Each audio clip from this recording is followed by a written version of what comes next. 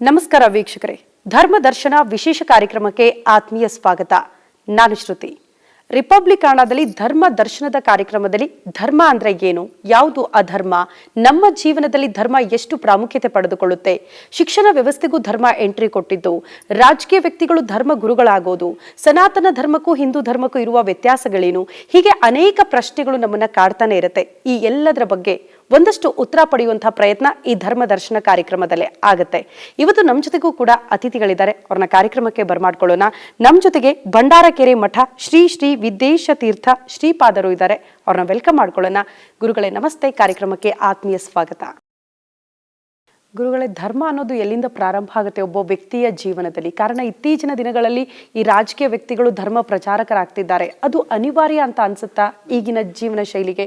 ಜೊತೆಗೆ ಒಬ್ಬ ಮಕ್ಕಳಿಗೆ ಧರ್ಮದ ಬಗ್ಗೆ ನಾವು ಹೇಳಿಕೊಡೋದು ಹೇಗೆ? ಮನೆಯಿಂದಲೇ ಅದು ಪ್ರಾರಂಭ ಆಗಬೇಕಾ, ಮನಸ್ಸಿನಿಂದ ಪ್ರಾರಂಭ ಆಗಬೇಕಾ, ಅಥವಾ ಹುಟ್ಟಿನಿಂದಲೇ ಅದು ಪ್ರಾರಂಭ ಆಗಿರುತ್ತಾ?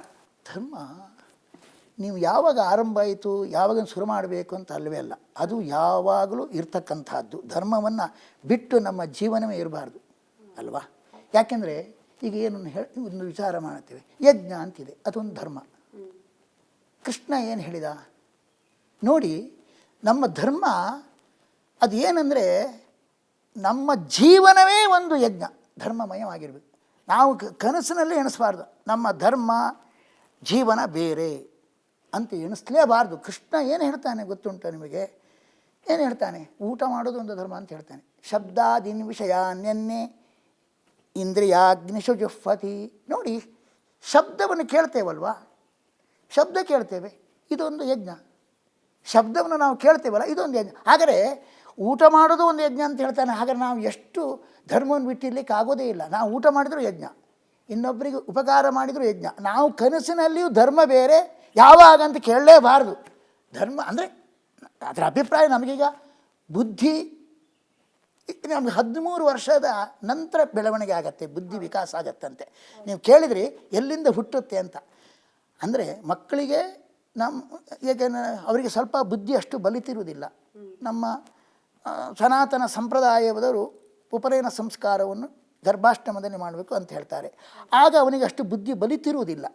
ಆದರೂ ಅವನಿಗೆ ತೋಚಿದಷ್ಟು ನಾವು ತಿಳಿ ಹೇಳಿ ಧರ್ಮದಲ್ಲಿ ತೊಡಗಿಸಬೇಕು. ಆದರೆ ಕೌಂಟ್ ಆಗೋದು ಯಾವಾಗ? ನಮ್ಮ ಪುಣ್ಯ ಪಾಪ ಧರ್ಮ ಅಧರ್ಮ ಕೌಂಟ್ ಆಗೋದು ಯಾವಾಗ? ಅದು 14ನೇ ವರ್ಷದಿಂದ ಅಂತ ಹೇಳ್ತಾರೆ ಆಚಾರ್ಯ ಮಧ್ವರು.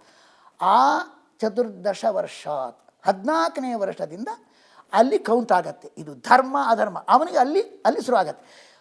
ಆ ವಯಸ್ಸಿನಲ್ಲಿ ಚಿಕ್ಕಂದಿನ ಮಕ್ಕಳಿಗೆ ಸಂಸ್ಕಾರ ಕೊಡಲಿಕ್ಕೆ ಪ್ರಯತ್ನ ಪಡಬೇಕು. ಅವರ ಬುದ್ಧಿಗೆ ಎಟಕೋ ರೀತಿಯಲ್ಲಿ ನಾವು ಸಂಸ್ಕಾರವನ್ನು, ಯಾಕೆಂದರೆ ಕೌಮಾರೇತ್ ಆಚರೇತ್ ಪ್ರಾಜ್ಞ ಧರ್ಮಾನ್ ಭಾಗವತಾನಿಹ. ಬಾಲ್ಯ ವಯಸ್ಸಿನಲ್ಲೇ ಮಕ್ಕಳಿಗೆ ಧರ್ಮದ ಬಗ್ಗೆ ಸಂಸ್ಕಾರ ಕೊಡಬೇಕು. ಅದಕ್ಕೆ ಅಲ್ವೇ ನ ಮಾತ್ರ ಸಮಗುರು, ತಾಯಿಯ ತೊಡೆಯಲ್ಲಿ ಇದ್ದಂತಹ ಮಗುವಿಗೆ ಏನೊಂದು ಸಂಸ್ಕಾರ ದೊರೀತದೆ ಅದು ಬಹಳ ಪರಿಣಾಮ ಬೀರ್ತಕ್ಕಂಥದ್ದು. ಮಕ್ಕಳಿಗೆ ಎಟಕೋ ರೀತಿಯಲ್ಲಿ ಆ ಒಳ್ಳೆಯ ಶಿಕ್ಷಣವನ್ನು ನಾವು ಕೊಡಬೇಕು. ಆದರೆ ನೀವು ಹೇಳಿದಂತೆ ಧರ್ಮ ಎಲ್ಲಿಂದ ಅಂದರೆ ಚಿಕ್ಕಂದಿನ ಮಾಡಬೇಕು. ಅದು ಕೌಂಟು ವಿಶೇಷವಾಗೋದು, ಲೆಕ್ಕಕ್ಕೆ ಬರೋದು 14ನೇ ವರ್ಷದಿಂದ.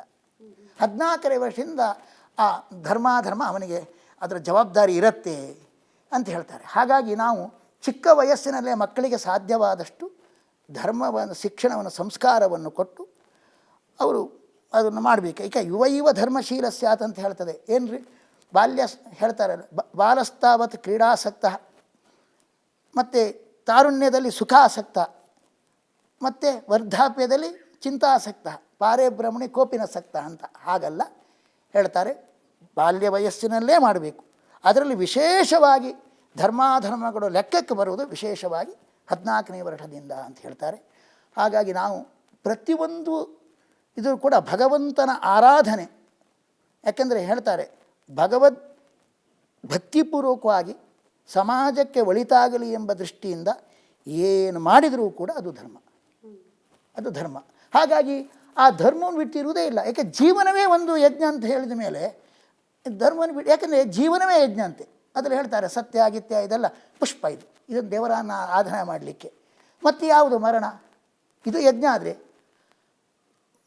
ಇದು ಮರಣವೇ ಅವಭೃತ ಸ್ನಾನ. ಒಬ್ಬ ಯಜ್ಞ ಮಾಡಿದವನು ಎಷ್ಟು ಹಾತುರೆ, ನಾನು ಅವಭೃತ ಸ್ನಾನ ಮಾಡಬೇಕು ಅಂತ. ಅದು ಅವನಿಗೆ ಭಯದ ಅಲ್ಲ, ಬಹಳ ಹರ್ಷ, ನಾನು ಕೃತಕೃತ್ಯನಾಗುವಂಥ ಸ್ಥಿತಿ ಅದು. ನಾವು ಮರಣವನ್ನು ಅವಭೃತ ಸ್ನಾನದಂತೆ ತಗೊಳ್ಬೇಕು ಅಂತ ಶಾಸ್ತ್ರಗಳು ಹೇಳ್ತಾವೆ. ಅಂತ ಆದಮೇಲೆ ನಮ್ಮ ಜೀವನವೇ ಧರ್ಮ.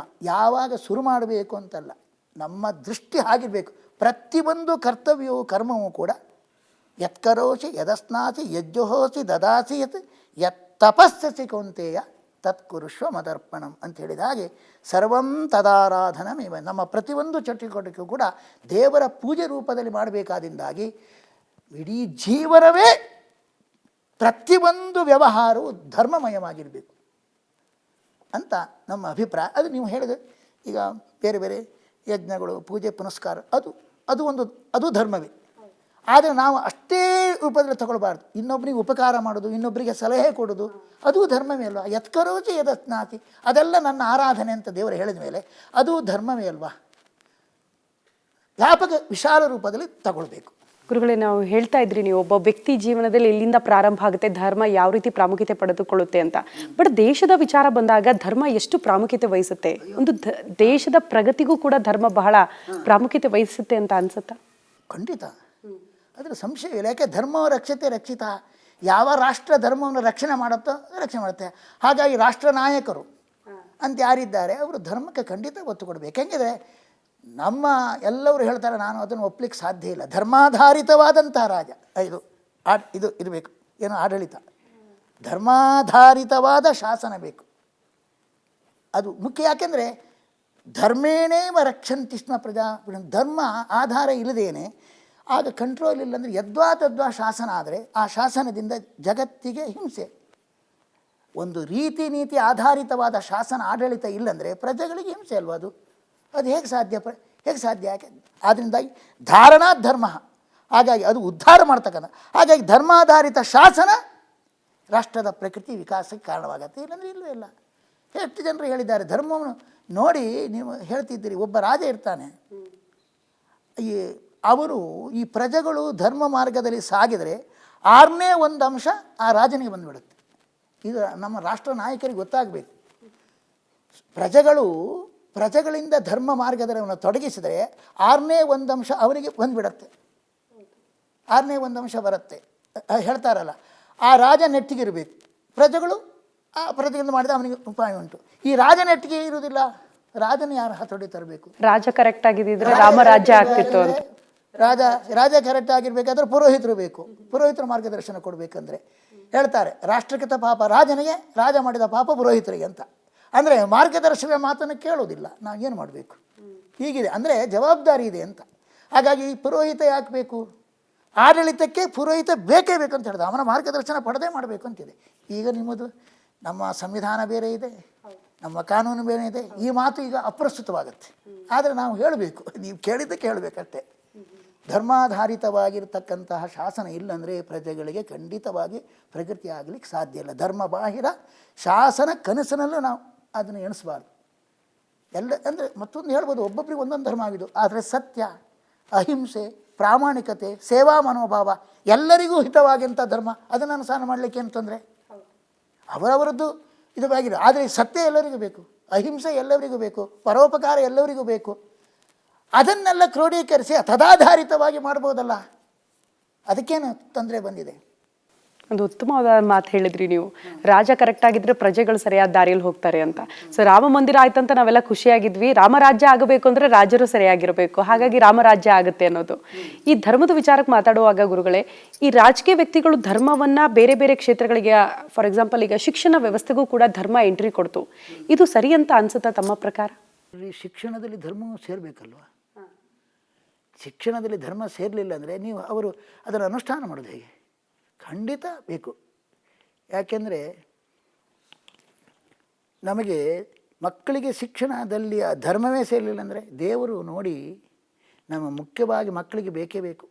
ಮರ್ತ್ಯಾವತಾರ ಸ್ತ್ರೀಹ ಮರ್ತ್ಯ ಶಿಕ್ಷಣಂ ರಕ್ಷೋವಧಾಯೈವ ನ ಕೇವಲಂ ವಿಭೋಹೋ. ನೋಡಿ, ದೇವರು ಪರಮಾತ್ಮ ಕೃಷ್ಣನಾಗಿ ಅವತಾರ ಮಾಡಿದ, ರಾಮನಾಗಿ ಮಾನವ ರೂಪದಲ್ಲಿ ಧರೆಗಿಳಿದು ಬಂದ, ಮಾನವರ ಜೊತೆಗೆ ಸೇರಿಕೊಂಡ. ಯಾಕೆ ಬೇಕಾಗಿತ್ತ ದೇವರಿಗೆ? ದುಷ್ಟರು ಎಷ್ಟು ಬಂದಿದ್ದಾರೆ, ಭೂಲೋಕದಲ್ಲಿ ತೊಂದರೆ ಕೊಡ್ತಾರೆ, ಒಂದು ಇಚ್ಛೆ ಮಾಡಿದರೆ ಸಾಕು ಸಾಯ್ತಾರೆ ಅವರು, ಅಥವಾ ಚಕ್ರ ಪ್ರಯೋಗ ಮಾಡಿದರೆ ಸಾಕು. ಕೇವಲ ಭಗವಂತ ಮನುಷ್ಯನಾಗಿ ಧರೆಗಿಳಿದು ಬಿಡೋದು ಕೇವಲ ರಾಕ್ಷಸರನ್ನು ದುಷ್ಟರನ್ನು ಸದೆ ಬಡಿಲಿಕ್ಕೋಸ್ಕರ ಮಾತ್ರ ಅಲ್ಲ, ಅದು ವಿಭುವನು ಎಲ್ಲಿದ್ದರೂ ಮಾಡ್ತಾನೆ. ಹಾಗಾದರೆ ಯಾಕೆ?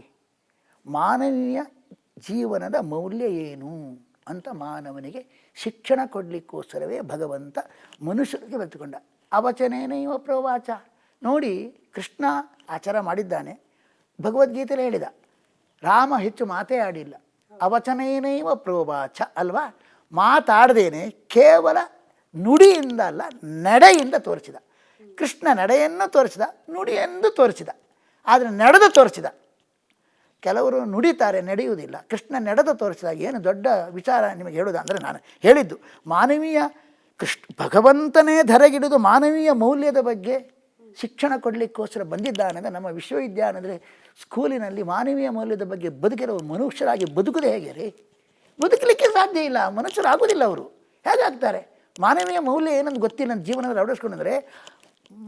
ನೋಡಿ, ನಾವು ಒಂದು ಮಾತಿದೆ, ಸಮಾಜ ಅಂತ. ಸಮಾಜ ಅಂದರೆ ಏನು ಹೇಳಿ? ಜನರ ಗುಂಪನ್ನು, ನಾಗರಿಕ ಜನರ ಗುಂಪನ್ನು ಸಮಾಜ ಅಂತ ಕರೀತಾರೆ. ನಮ್ಮ ಪೂರ್ವಿಕರು ಏನು ಹೇಳ್ತಾರೆ? ಪಶುಗಳ ಗುಂಪನ್ನು ಸಮಾಜ ಅಂತ. ಅವರು ಸಮಾಜ ಮಾತ್ರ, ಸಮಾಜ ಅಲ್ಲ. ಹಾಗಾಗಿ ಮನುಷ್ಯನು ಸಂಸಂ ಚರಿತ್ರಂ ಶಿಕ್ಷೇರಂ ಪೃಥಿವ್ಯಾಂ ಸರ್ವಮಾನವಾಹ ಅಂತ. ಅದು ನಾನೀಗ ಹೇಳಿದರೆ ಮನುಸ್ಮೃತಿ ಹೇಳ್ತಾ ಇದ್ದಾರೆ ಸ್ವಾಮಿಗಳು ಅಂತ ಹೇಳಬೇಡ. ಮನುಸ್ಮೃತಿ ಬಹಳ ಎಲ್ಲವರಿಗೂ ಅದು ಅಲರ್ಜಿ ಅಲ್ವಾ?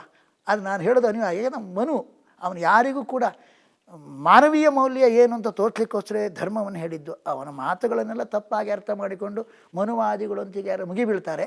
ಆದರೆ ನಿಜವಾಗಿಯೂ ಕೂಡ ಅವ್ರು ಹೇಳ್ತಕ್ಕಂಥದ್ದು, ಯಾರು ಶ್ರೇಷ್ಠನಿಂದ ಶಿಕ್ಷಣ ಪಡಿಬೇಕು? ಪೃಥಿವ್ಯಾಂ ಸರ್ವಮಾನವ ಸ್ವಂ ಚರಿತ್ರಂ ಶಿಕ್ಷಣ. ತಾನು ನಡೆಕೊಳ್ಳುವ ಪರಿ ಏನು? ನಾನು ಇದರಲ್ಲಿ ಈ ಜನ್ಮ ತಾಳಿದ್ದೇನೆ, ನನ್ನ ನಡೆ ಹೇಗಿಟ್ಟು ನಾನು ನಿತ್ಯದಲ್ಲಿ ವಿಚಾರ ಮಾಡಬೇಕಂತೆ. ನಾನು ಇವತ್ತು ವ್ಯವಹಾರ ಮಾಡಿದ್ದೇನೆ, ಇದು ಪಶುತುಲ್ಯವಾಗಿ ವ್ಯವಹಾರ ಮಾಡಿದ್ದೇನೆ, ಸತ್ಪುರುಷರಂತೆ ನಾನು ವ್ಯವಹಾರ ಮಾಡಿದ್ದಾನಂತ ಆತ್ಮ ಪ್ರವೃತ್ತಿಯ ಬಗ್ಗೆ ನಿತ್ಯದಲ್ಲಿಯೂ ಚಿಂತನೆ ಮಾಡಬೇಕು ಅಂತ ಹೇಳಿ ಅದನ್ನು ಸರಿಯಾಗಿ ಮಾಡಿಕೊಳ್ಳಿಕ್ಕೆ ದೊಡ್ಡವರಿಂದ ಶಿಕ್ಷಣ ಪಡಿಬೇಕು ಅಂತ ಹೇಳುವಾಗ ನಮ್ಮ ಶಿಕ್ಷಣ ಸಂಸ್ಥೆಯಲ್ಲಿ ಅದನ್ನು ಕಲಿಸಿದ್ರೆ ಮತ್ತೆ ಏನು ಬದುಕು? ಮನುಷ್ಯನಾಗಿ ಬರೆದಿಲ್ಲ, ಅವನು ಕಂಪ್ಯೂಟರ್ ಆಗ್ತಾನೆ ಅಷ್ಟೇ. ನೋಡಿದ್ರಲ್ಲ ವೀಕ್ಷಕರೇ, ಧರ್ಮದ ಬಗ್ಗೆ ಒಂದಷ್ಟು ಗೊಂದಲಗಳು. ಅನೇಕರಿಗೆ ಧರ್ಮ ಅಧರ್ಮದ ಬಗ್ಗೆ ಮಾಹಿತಿ ಇರಲಿಲ್ಲ. ಅದನ್ನ ಧರ್ಮ ದರ್ಶನದ ಮೂಲಕ ತಿಳಿಸಿಕೊಡುವ ಪ್ರಯತ್ನವನ್ನ ನಾವು ಮಾಡ್ತಾ ಇದ್ವಿ. ಇದಾಗಿತ್ತು ಈ ಹೊತ್ತಿನ ವಿಶೇಷ. ನೋಡ್ತಾ ಇರಿ ರಿಪಬ್ಲಿಕ್ ಕನ್ನಡ, ಇದು ನಿಮ್ಮ ಧ್ವನಿ.